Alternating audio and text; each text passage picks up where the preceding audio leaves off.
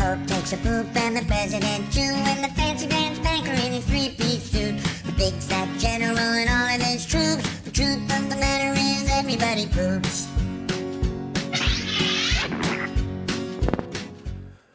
I think very often that the things that we don't say, that we omit, that we perhaps in a sense resist acknowledging, making public, are oftentimes the things that are the most interesting, the things that are the most pertinent of all to, I guess, illuminating the nature of that which is occurring.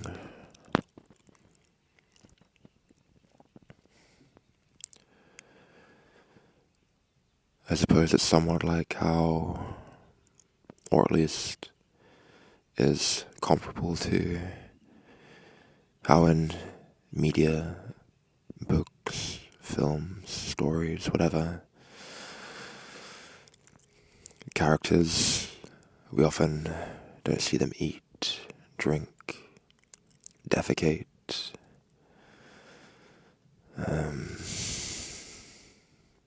masturbate, right? Of course they're doing all of these things, right? If they are, in fact, the human beings that they claim to be portrayals of. Of course they're doing all these things. But, I suppose, we consider these things to be trifles, right? They're not relevant to the narrative. And a narrative isn't what is actually occurring. It's a curated,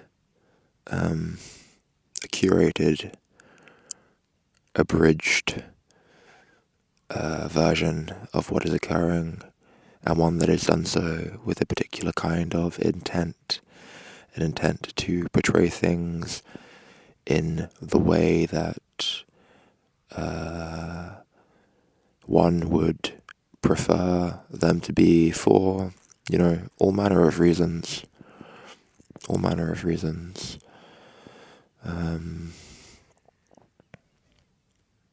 So it's the same with our own lives, right? Same with our own lives.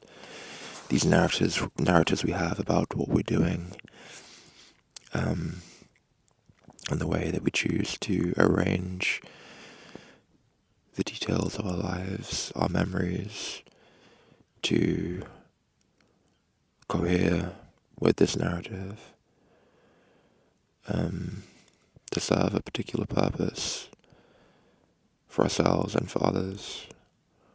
And of course we wish to present ourselves to others so that we can ourselves feel a certain way about ourselves. It's very important, I guess, for others to perceive us the way that we would like to perceive ourselves, to feel validated in our own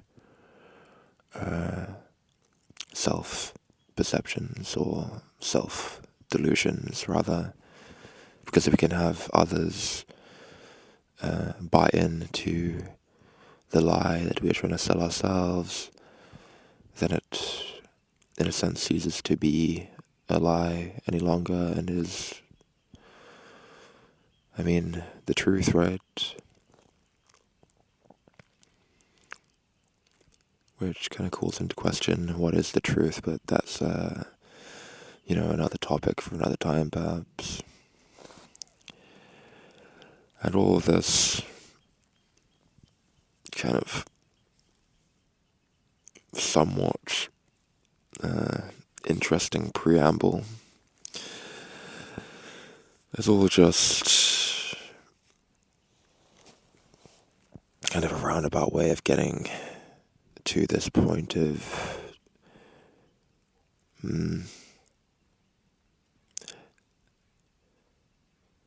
seeing what I am emitting from the own narrative that I'm presenting here of what it is that I'm doing. So I'm very curious about motivations in general, my own and other people's, coming to the realization that, well, having come to this realization that I really don't know why we do things, actually, at all. For the most part, we form these hypotheses about such after the fact, post-rationalizations to, fit this narrative, right? All that I said, and but if I'm being honest with myself, there are so many possibilities for why I'm doing this. So many. And almost none of them have really anything to do with what I've been willingly forthcoming and open about. I mean, I guess the most candid that I can possibly be is to just acknowledge and present this idea of the fact that, my own motivations are like an entirely a mystery to me, right? I can't know for sure what my own motivations are. But I can present more possibilities than what I have been hitherto presenting in the past few days. And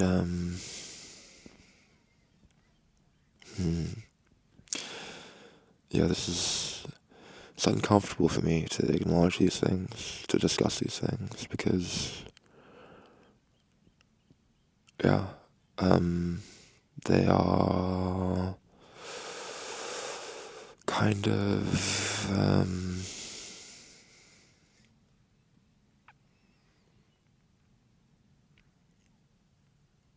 I don't know, pathetic, shameful, or whatever. They're not admirable things, but they are aspects of myself, my own experience, etc.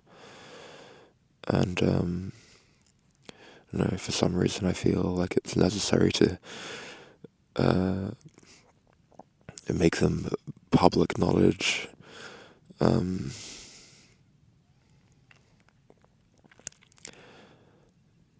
I don't know. It's just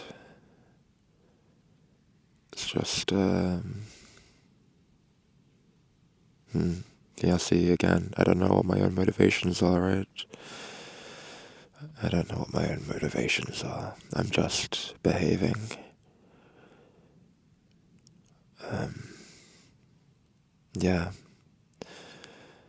But I mean, one of them is,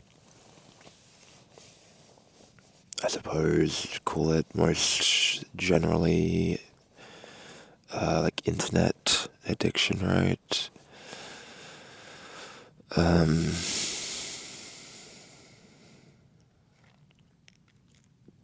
So doing this is a way to get away from that kind of behavior. Like, I can't be spending hours and hours every day just mindlessly surfing the internet on a kind of just endless dopamine quest, hunting for dopamine, and just absolutely frying my reward circuitry, down regulating my dopamine receptors. I can't be doing that if I'm walking for hours every day. It's just not possible. And, I don't have the easy access to electricity to recharge my phone and, the battery. I do have access to electricity. I do have to charge the phone. Needs to be utilized for more pressing matters, such as navigation and so on.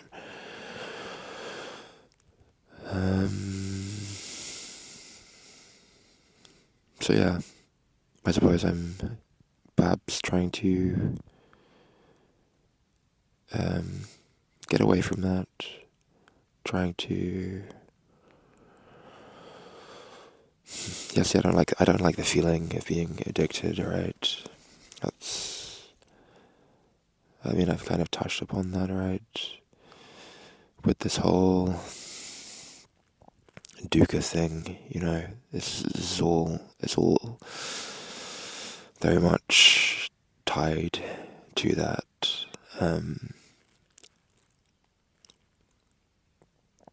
This whole thing, perhaps, or at least one large part, perhaps, of this, what I'm doing here is detaching from addictions, or at least attempting to. Addictions that I have acquired of seeking, craving behavior in general. Hence the sort of rhetoric in the titles and so on of these recordings that points to this idea of denouncement and purification and ceasing to be cast about hither and thither on the wheel of samsara.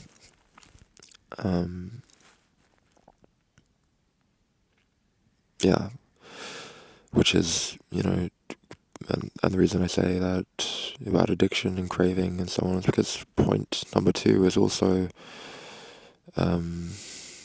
thing that I have been acknowledging that is most probably a large motivation for doing this is, it's also an addiction of sorts, technically. It's very much an addiction of sorts. Like I'm just deflecting behavior or trying to minimize what's occurring, which is, an indication in itself of addiction.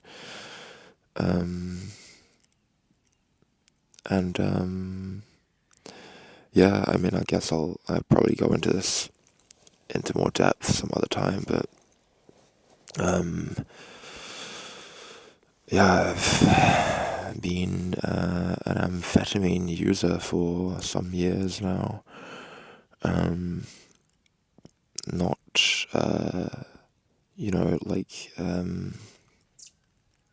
street amphetamines or whatever. These are prescription amphetamines that a prescription's been obtained through, obtained formally, right? It's all above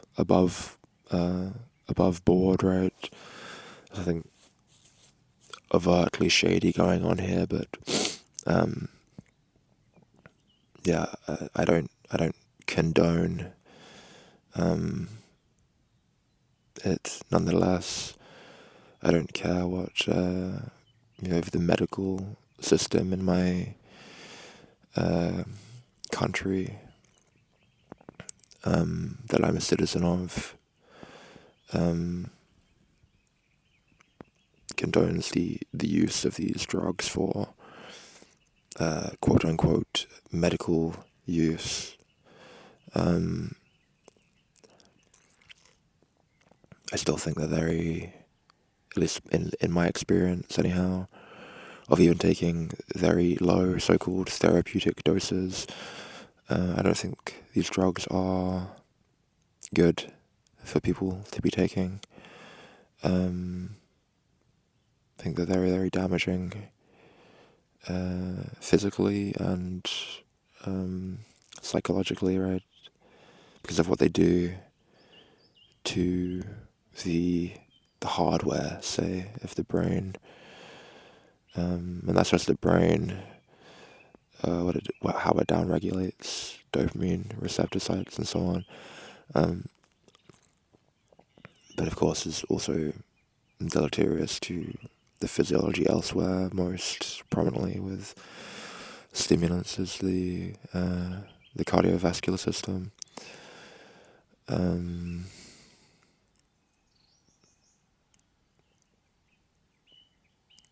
Although, given how low my dosage has been and how conservative I've been taking it, that's not really an issue, but suddenly in terms of what it's done to my psychology through impacting my neurology, it's been very, very damaging.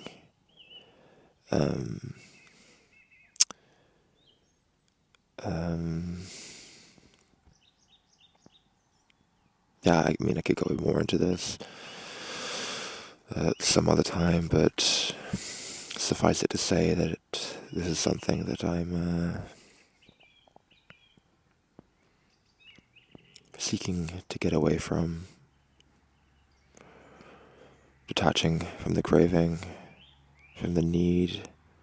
I don't want to be reliant upon anything for anything. I want to be free of all kinds of addictions, all kinds of needs, all kinds of cravings, and I can't be in quote unquote the pursuit of such, and be, physically, psychologically addicted to a substance at the same time. It's just absurd, right? I mean, on one level, right? Overtly, like that can't be done, but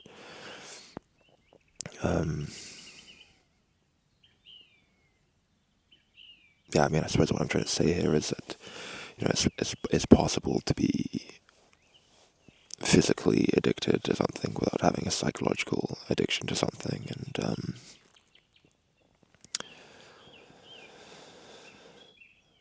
perhaps there's less of this craving then, in some sense.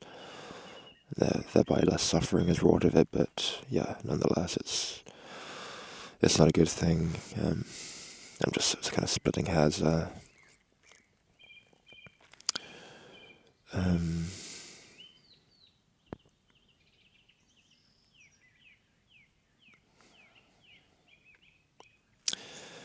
And so yeah, I had some remaining capsules of this medication that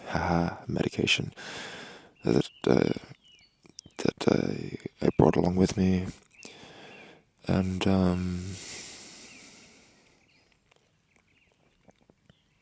yeah, that will run out soon in the next few days, and then I'll be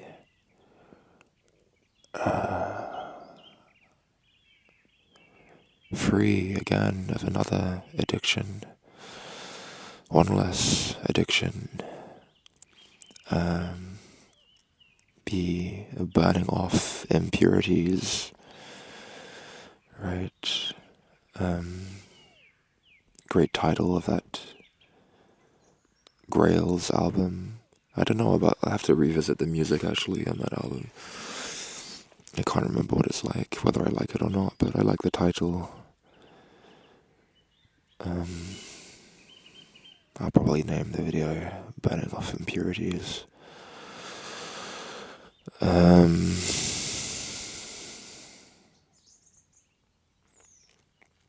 Yeah, so I guess so just to conclude, those are two things previously unacknowledged, that I haven't brought forth out into the open about myself and my motivations, possible motivations, let's say, that probably should have.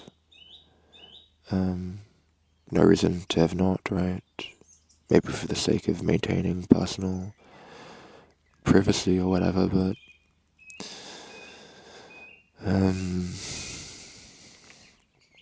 I guess it's kind of important to realize when, sometimes boundaries are put up not to protect ourselves, but to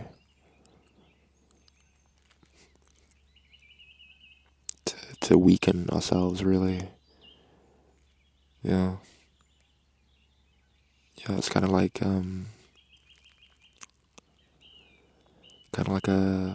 like foot binding or something, right?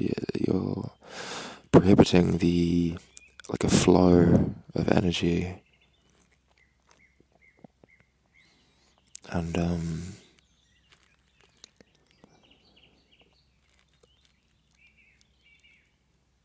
yeah, it's putting a wall around something, hoping to contain it, to keep it away from the light, and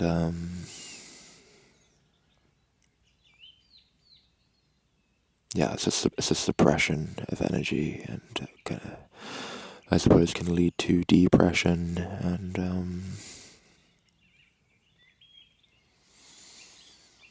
something like that. Yeah.